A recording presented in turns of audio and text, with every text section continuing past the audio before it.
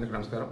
నేను గతంలో పలు వీడియోల్లో ఒక మాట చాలా స్పష్టంగా చెప్పాను. ప్రపంచంలో ఆయిల్ ఎక్కడైతే ఉంటుందో అక్కడ అమెరికా ప్రత్యక్షమైంది. అది గనక మాకు కావాలని అనుకుంది అంటే అయితే అవతల వాళ్ళతో ఫ్రెండ్షిప్ కుదరలేదంటే ఇక వాళ్ళ మీద లేనిపోయిన నిందలు వేసేసి యుద్ధం చేసేసి ఇక ఏదో పెద్ద అధినేతని పట్టుకెళ్ళిపోయి చంపేసి మొత్తంకి వీడికి నచ్చినట్టు నడబెడతాడు. మ్యారియా మచాదో అని చెప్పేసి మొన్న 2025 సంవత్సరానికి గాను నోబెల్ శాంతి బహుమతి పొందారు. ఎవరీమే? వెనిజులా మీద యుద్ధం చేయమని అడిగినటువంటి ఆమె. వెనిజులాకు చెందిన పర్సన్ వెనిజులా మీద యుద్ధం చేయమని అంది. ఎందుకు? ఈ మధురో ప్రభుత్వాన్ని కూల్చేయమని చెప్పేసి క్యారకస్ వాళ్ళ క్యాపిటల్లో కరెంటు ఆపి మరి సైనిక పర్యవేక్షణ ఉన్నటువంటి చోట డెల్టా ఫోర్స్ అమెరికా చెందినటువంటి వాళ్ళు అసలు అరగంట వ్యవధిలోనే అక్కడ ఉన్నటువంటి సైనికులను చంపి ఈ మధురోని అంటే వెనిజులా ప్రెసిడెంట్ని ఆయన భార్య సిలియాని తీసుకొని సముద్రంలో ఉన్నటువంటి ఈ అమెరికా యుద్ధ నౌక మీదకి వెళ్ళిపోయినారు. ఇక అక్కడి నుంచి నౌక ద్వారా అమెరికాకు వచ్చేసారు. ఇప్పుడు ఇక అమెరికాలో వచ్చేసి అతను విచారించి అమెరికా చట్ట ప్రకారం అతను శిక్షిస్తామని అంటున్నారు. ఇక్కడ నేను చెప్పదలుచుకుంది 3 నిమిషాలు కంప్లీట్ చేస్తా, ఓకేనా? ముందుగా ఈ వెనిజులాలో ఇంతకుముందు హ్యూగో చావెజ్ అని ఉండేవాడు. అతని తర్వాత ఈ మధురో 1999లో చావెజ్ వచ్చినప్పటి నుంచి కూడా అమెరికాని డైరెక్ట్గానే వ్యతిరేకిస్తూ ఉన్నాడు. అండ్ నెమ్మదిగా ఏం చేశారు?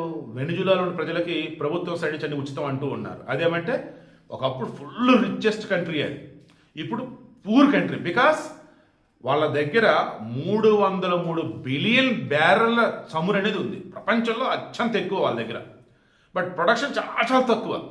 వాళ్ళ తర్వాత ప్లస్ సౌదీ అరేబియా, ఇక రకరకాలు ఉన్నాయి. సో అంతిమంగా ఇక్కడ ఏంటంటే అన్నీ ఉన్న అల్లుడి నోట్లో శనన్నట్టు ఉన్నటువంటి దానిని ప్రాపర్ వినియోగించుకోవడం రాక పక్కన ఉన్నటువంటి మిగతా దేశాలు, లాటిన్ అమెరికా దేశాలంట, వాటితో కూడా సరైనటువంటి ఫ్రెండ్షిప్ లేక ఈ అక్కడ ఉన్న ప్రజలకు సంబంధించేసి అన్ని ఉచితంగా ఇస్తూ వాళ్ళ దగ్గర అన్నీ ఉంటాయి కానీ సరైన డెవలప్మెంట్ ఉండదు, అన్నీ ఉంటాయి కానీ ఇన్ఫ్రాస్ట్రక్చర్ ఉండదు. ఇలా చెప్పుకుంటూ పోతే అన్నీ ఉన్న అల్లుడి నోట్లో శనన్నట్టు ఉండేసరికి వాటిని దించేయండ్రా అని చెప్పేసి మన నోబెల్ శాంతి బహుమతి గ్రహించినటువంటి మ్యారియా అంటూనే ఉంది.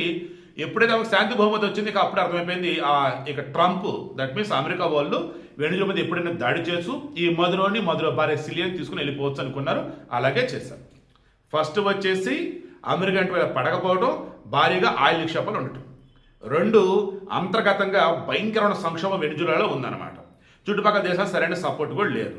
3 ఈ దేశాల నుంచి ఆయన అన్నానే, 1 అమెరికాకు లొంగితే సరి, లొంగకపోతే ఏదో ఒక నెపం పెట్టేసి వాళ్ళని చంపేస్తాడు.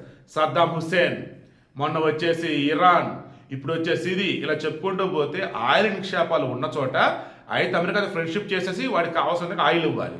ఫ్రెండ్షిప్ చేయలేదు, నువ్వేంటో పోరా అని చెప్పి అన్నాడంటే ఇక అంతే సంగతి. సో వెనిజులా విషయంలో అదే చేస్తున్నాడు. చాలా సింపుల్గా చెప్తున్నా, తర్వాత డీటెయిల్గా ఇస్తా. ఇప్పుడు మీకు అర్థం కావాల్సింది, వెనిజులాకి సంబంధించి ఈరోజు ట్రంప్ చేసిన నిజంగా మేలే. ఈవెన్ ఎలాన్ మస్క్ కూడా ఈరోజు ట్రంప్ చేసిందని మెచ్చుకున్నాడు. మస్క్కి ట్రంప్కి అసలు పడదు, ఆయన ఈరోజు మెచ్చుకున్నాడు. ఎందుకు? నిజంగా వెనిజులాలో ఉన్నటువంటి అద్భుతమైనటువంటి వనరులు అన్నీ కావండి. బంగారం, కాపర్, బాక్సైట్, ఐరన్, ఓరు బాబోయ్, వెనిజులాలో పుష్కలమైనటువంటి ఖనిజాలు ఉంటాయి. బట్ బయటికి తీసి ఎక్స్పోర్ట్ చేసేంత సీన్ లేదు. అసలు ప్రపంచంలోనే అత్యంత ఎక్కువ ఆయిల్ నిక్షేపాలు అక్కడే ఉన్నాయి. బట్ బయట తీసి ఎక్స్పోర్ట్ చేసేది లేదు.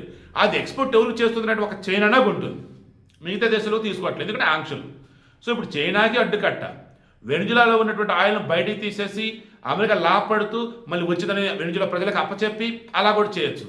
ఈ మ్యారియా మచాదోకి అప్పచెప్తాడా? లేదు, ఇప్పుడు వెనిజులాలో సుప్రీంకోర్టు ఏం చేస్తున్నారు, ప్రజెంట్ డిప్యూటీ ప్రెసిడెంట్ ఎవరైతే ఉన్నారో వారికి అప్పచెప్పున్నాడు, అధ్యక్ష పదవులు మీరే తీసుకోండి అని చెప్పేసి. ప్రెసిడెంట్ అక్కడైతే నేషనల్ ఎమర్జెన్సీగా పెట్టున్నారు.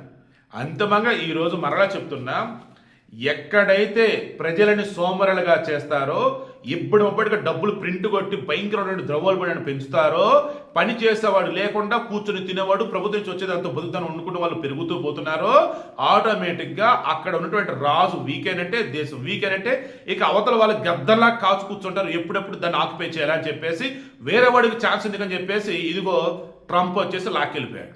ఇప్పుడు జెలెన్స్కీ అంటాడు పుతిన్ మీద కూడా చేయండి అంటాడు. ఆడందు పుతిన్ రా బాబు, అర్థమైందా? మధురో కాదు, లేదంటే పాకిస్తాన్ అటువంటి ఇంకోటో కాదు. ఏమైనా జెలెన్స్కీ నిన్ను పట్టుకెళ్తాడు ఇప్పుడు పుతిన్ వచ్చేసి చూసుకో. దేనికైనా ఉండాలి, ఆశకైనా హద్దు ఉండాలంటారు.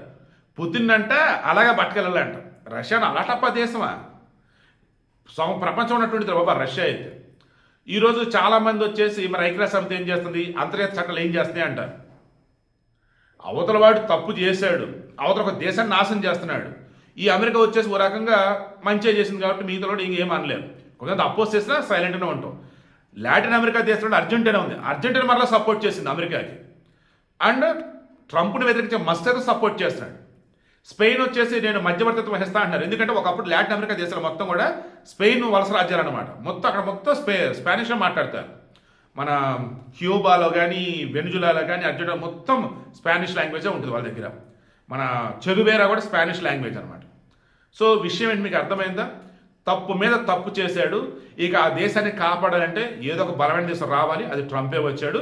అదేమంటే మాదక ద్రవ్యాలు సప్లై చేస్తున్నాడు మా దేశానికని, తర్వాత వచ్చేసి అక్కడున్న ఆయిల్ నిక్షేపాలు మావని, అండ్ అంతర్గతం వచ్చే ప్రజలను మోసం చేస్తున్నాడు, భయంకర కుట్రకు పాల్పడ్డాడు అని చెప్పేసి వీటన్నిటితో ఈరోజు వాడిని బూచిలో చూపి లాక్కెళ్ళిపోయాడు. 40 మందిని లేపేసి మొత్తం కారక సిటీలో మొత్తం ఏది క్యాపిటల్ సిటీ మొత్తం కరెంట్ ఆపేసి డెల్టా ఫోర్స్, ఈ డెల్టా ఫోర్స్ అంటే ఏంటి, నేవీ సీల్స్ అంటే ఏంటి, నేను సెపరేట్ వీడియో అయితే ఇస్తాను. ఇప్పుడు ఎవరైనా సరే ఇది తప్పు అని అంటున్నారు అంటే నాకు తెలిసి మన దేశంలో అలా అనగలిగే వాళ్ళు కమ్యూనిస్ట్ తప్ప వేరే వాళ్ళు ఎవరు అంటారు. ఎందుకంటే ఓరకు తిని కూర్చోవడం అంటే వాళ్ళకే ఇష్టం కాబట్టి, అండ్ మోర్ ఎవర్ చైనాకి వెనిజులా ఫ్రెండ్లీ దేశం కాబట్టి అన్నిటికి సంబంధించేసి ఈరోజు ఈ వెనిజులటువంటి దరిద్రాన్ని దౌర్భాగ్యాన్ని పోగొడదని ట్రంప్ అనుకుంటున్నాడు. కాబట్టి ఈ కమ్యూనిస్టులకి సూడో సెక్యులర్కి నచ్చదన్నమాట. ఎందుకంటే వాళ్ళ దృష్టిలో ఏంటి, నాశనం నాశనం నాశనం, మంచి అనేది వాళ్ళకి వద్దు.